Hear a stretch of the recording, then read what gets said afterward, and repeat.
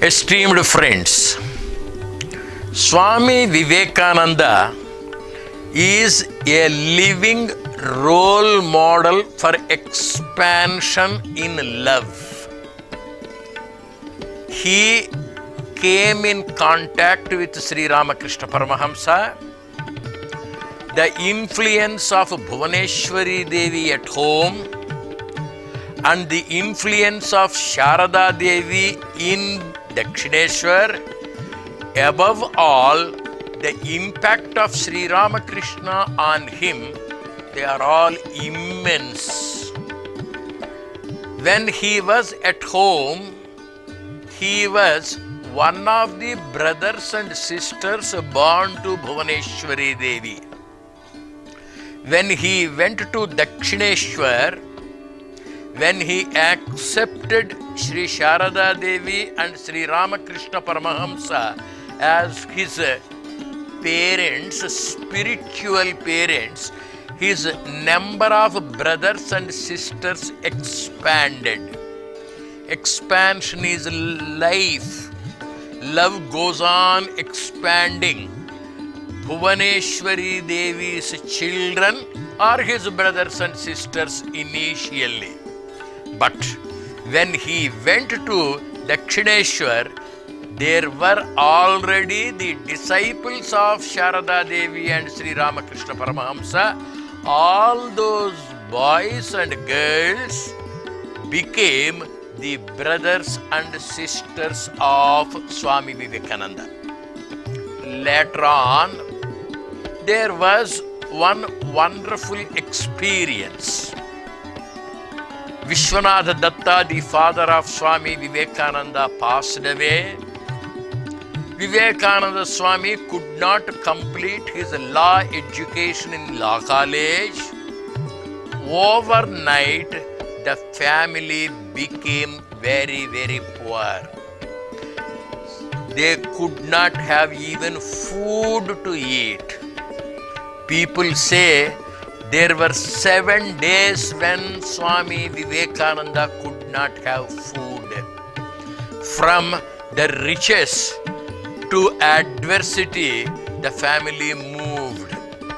The death of Vishwanatha Datta made a metamorphosis, a great change in the life of Swami Vivekananda. One day, Swami Vivekananda as Narendranath went to Sri Ramakrishna Paramahamsa. It was a Tuesday. It was about 9 o'clock in the night. Unbearable was the poverty. He was unable to look at his widowed mother. He was unable to look at his unmarried sisters.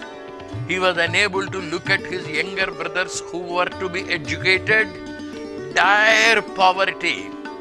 We cannot even imagine the state of poverty which Narendranath experienced. Unable to put up with that suffering, Narendranath went to Sri Ramakrishna Paramahamsa on a Tuesday at about 9 o'clock in the night. Master, you are peaceful in the ashram. I am worried. I am broken. I am suffering from poverty. Please tell Bhavatarini Ma, your goddess, that I can get a job. Please request goddess on my behalf to get me employment. Sri Ramakrishna looked at Naren and he said, Naren, in worldly issues maybe there is recommendation required. As far as God or goddess is concerned, no in-between people, no mediocre people, no middlemen. You can yourself go and ask that goddess whatever you want. But does she talk to me? Does she appear before me? Does she fulfill my desire? These are the questions of Naren. And Sri Ramakrishna said, certainly she will appear before you. You can express your desire and your desires will be fulfilled. Go. Naren, with the encouragement given by Sri Ramakrishna, went into the temple, saw in front of him the great goddess, effulgent goddess, bright goddess. So powerful was the light, he forgot everything about himself. He went into a state of trance. He was exultantly happy. He forgot everything, looking at that wonderful divine form. He stayed there for a few minutes, dumbfounded. He could not say anything. And later on, he came out of the temple with the remembrance of that goddess. Sri Ramakrishna asked, Naren, did you ask her? I am sorry, master. I saw her, but I could not ask. I returned. You fool. Go back. Be yourself. Remember what you want to ask. And don't fail to ask what you seek. Go back and ask her. Second time Naren went. Second time also the same thrilling experience. He has seen Ma feeding countless, innumerable people. There is no dearth of food. There is no dearth of wealth. Everybody appeared to be peaceful. He looked at the grand sight of Mother feeding everybody. He was there for another few minutes and returned to Ramakrishna. Did you ask? Again the master said. Sorry, master. I was unable to ask her. No, go back. Remember what you want to ask. Third time, Vivekananda went, looked at the goddess, pinched himself and said, Ma, grant me Viveka. Grant me Vairagya. Grant me devotion, Bhakti. Grant me Ananda. And Ma said, Tadhastu. I strongly believe that it is Mother's blessing that has made Narendranath Vivekananda Swami Vivekananda. And it appeared that she said, man, there is still clinging to the word. Come out of the four walls. Come out of our bondages. Come out of the chains. Tear them to pieces. Let the shackles be dropped. And then Naren came out with a bright face. Sri Ramakrishna asked, what is the fruit? Sir, Mother asked me to break all barriers. She asked me to come out of the family bondages. And first time Narendranath has come out of the tamasika prakriti, the dull prakriti making man clinging to the body. We attach ourselves to the family. All this is tamasika prakriti, and then he came out of the family. First impediment, first obstacle, first obstruction, that tamas which makes man attach himself to the body, family, friends, etc. is torn, is broken, and now he has become a parivrajaka monk. After the passing away of Sri Ramakrishna Paramahamsa, Swami Vivekananda started from Calcutta as a parivrajaka, as a wandering monk, looking at the people of Mother Bharat. Earlier, he was one of the brothers and sisters born to Bhuvaneshwari Devi. He expanded, he became one of the brothers and sisters in the spiritual family of Sri Ramakrishna and Sharada Devi. Now, after the darshan of Bhavatarini, he was able to break the barriers. he was able to detach himself from the family, and from Calcutta to Kanyakumari he travelled in various ways. Everywhere he found people, and all the children of Mother Bharat became his brothers and sisters. Step by step, he was growing in love. He was expanding in love, and love is so much now. He became one of the children of Mother Bharat. All the people born on this soil became his brothers and sisters. The tamasika prakriti, the attachment is thrown away, is broken away, is shattered.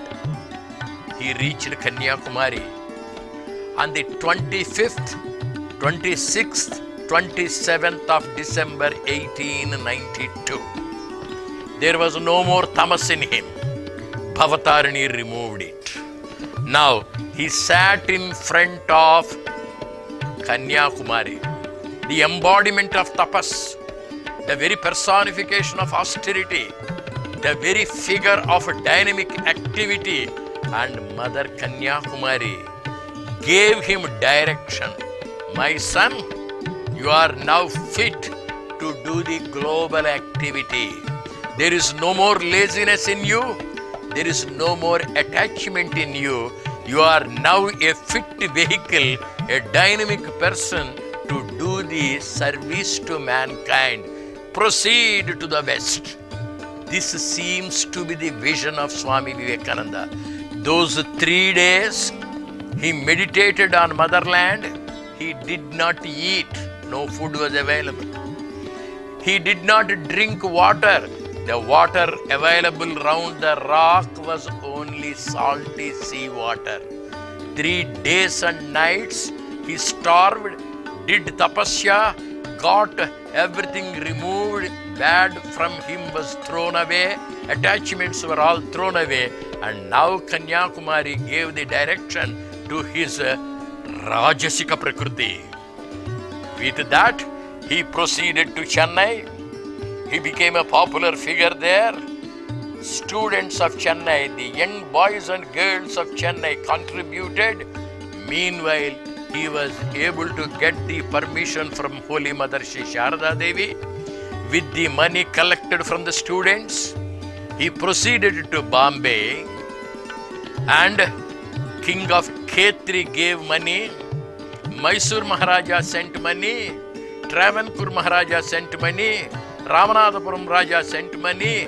With the money thus pooled, on the 31st of May 1893, he boarded the ship. Now he is proceeding towards Chicago. From Bombay Harbor, he started traveling, and by the time he reached Chicago, it was 31st of July 1893. That means the entire June and July, 60 days he traveled. On the way, his brothers and sisters increased. From a family to the ashram, and from the ashram to the motherland, from that to the global brothers and sisters. 11th of September, he reached Chicago, and by the grace of God Almighty, with the blessings of Sri Ramakrishna Paramahamsa and the kind generosity of Holy Mother Shri Sharada Devi, he was able to get an opportunity to stand in front of the American people at the World Parliament of Religions on the 11th of September. Professor Barrows was the president. He went to Swami Vivekananda. Sir, would you like to express yourself? Would you like to address the audience? Not now, not now, not now. Vivekananda went on postponing. In the afternoon, Professor Barrows thought, this man may not speak if I go on requesting him. Professor Barrows came to the forefront of the stage and made the announcement. Now, the Hindu monk of India, Swami Vivekananda, would speak. Vivekananda stood up. The entire Bharat stood up. The entire Yoga Shastra stood up. The entire spiritual lore of the country stood up. The entire wisdom, effulgent wisdom, stood up. It is like the rishis coming in front of the audience. It is like Mother Bharat standing in front of the audience. And now, with his large eyes, he just had a sweeping glance at the audience. The very first words, sisters and brothers of America. What happened to him?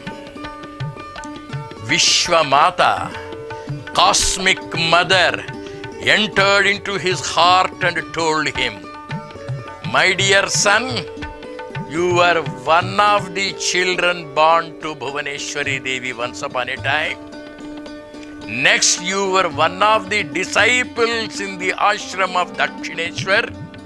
Next, you are one of the citizens of Mother Bharat, born in the soil of India. Now, you are no more confined to a small family or house or a country. You are a global personality.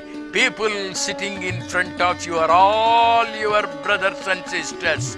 His love has expanded. His understanding has expanded. His yoga has expanded. And he started embracing them. Advesta sarvabhutanam maitraha karunayevacha. A yogi expands in embracing all as brothers and sisters.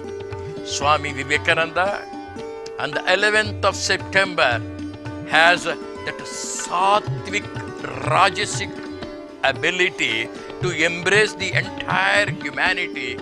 He became therefore a global personality, a prophet. His first speech speaks of harmony. His first speech speaks of universal love, cosmic understanding, bhakti, jnana, vairagya, karma yoga, determination to serve the community. Everything is molded, shaped, cumulative effect they all had on the audience. The moment he said sisters and brothers of America, they all came, fell at his feet, and it said that they clapped for full 3 minutes. This Swamiji, with that large heart, has won everybody's heart. The unknown monk of the morning became the global personality in the afternoon. Later on, he returned. At one point of time, he visited Kshir Bhavani temple in Kashmir. Bhavatarini removed the tamas in him. Kanyakumari directed the dynamic rajas in him. Vishwamata has given him that sattvic approach of embracing everybody, one after the other. The gunas are being transcended. Now, Swami Vivekananda is full with the softness of a sadhu, tenderness of Gautama Buddha. The wisdom of Adi Shankara is in him. The large-heartedness of Gautama Buddha was in him. And at the temple of Kshir Bhavani, it was in a dilapidated condition. Swami Vivekananda was pained to see the walls of the temple broken. And he said, Ma, had I been present at that point of time, I would have thrown away the foes, the enemies, I would have protected you. And in his vision, Kshir Bhavani Ma appeared and said, my son, who protects whom? Do you protect me or do I save you? It was a revelation. It was an awakening. It was a self-knowledge. Vivekananda was humiliated. He was able to get the truth shown to him by the mother. Ma, I am but an instrument. I am but a small child. In this cosmic play, I am but a humble personality. Now, tamas is removed, rajas is removed, Suddha Sattva is also to be removed. The three great goddesses who played a powerful role, tamas was removed by Bhavatarini, rajas was directed by Kanyakumari, Suddha Sattva was registered, established, sustained by Kshir Bhavani. Kshir means milk. Milk is soft, sweet, tender, and that heart Vivekananda had. He was unable to see anything or anybody with a negative look. He has become a person of positivism, person of all-embracing love, person of seeing the self in everyone. He was able to find himself everywhere, and he proceeded to Dakshineshwar. There, a beautiful Ramakrishna Mutt was to be started on the 4th of July, 1892. He started as a Parivrajaka, and now it is 1902, 4th of July. He was all alone. All the goddesses were working in him. Sri Ramakrishna was present in him. There was a mysterious call from the heavens above. My son, you have gone to the earth to do a great work. The work is complete. Your mission is complete. You have gone beyond tamas. You have gone beyond rajas.